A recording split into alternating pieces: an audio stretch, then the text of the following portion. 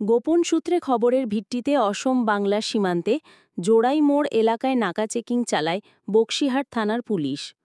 ওই সময় একটি ট্রাককে দাঁড় করিয়ে তল্লাশি চালানো হয়।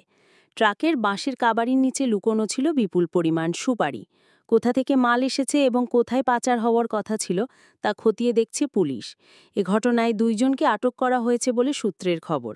বকশীহাট থেকে জিতেশ ঘোষের প্রতিবেদন। আসাম বাংলা সীমান্তে বকশীহাট থানা এলাকাতে আমরা বিশেষ নজরদারি চালাই সবসময়, যার ফলে বিভিন্ন সময় বিভিন্ন ধরনের ইলিগাল মাল বাজেয়াপ্ত করা হয়। আজকে একটি ট্রাকে করে আমাদের কাছে গোপনে খবর ছিল যে তাতে সুপারি যাচ্ছে, নিয়ে যাওয়া হচ্ছে, কিন্তু মালটা দেখানো হয়েছে এই যে বাঁশের টুকরো হিসেবে, সেগুলো দেখানো হয়েছে, কিন্তু তার ভিতরে খুলে দেখা গেল যে এগুলো শুধু দামাচাপা দেওয়ার জন্য সামনেটায় বাঁশের টুকরো রাখা হয়েছে, বাকিটায় 26 টন সুপারি রয়েছে।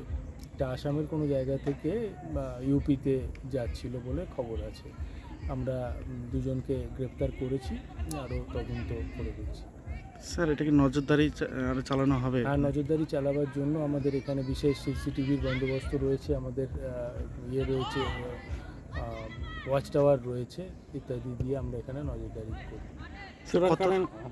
স্যার, কত টাকার আনুমানিক বাজার মূল্য হবে স্যার, একটু জানা গেল? এটা তদন্তই বলতে পারবো।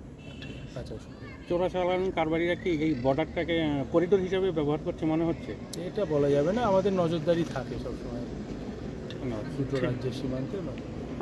ধন্যবাদ।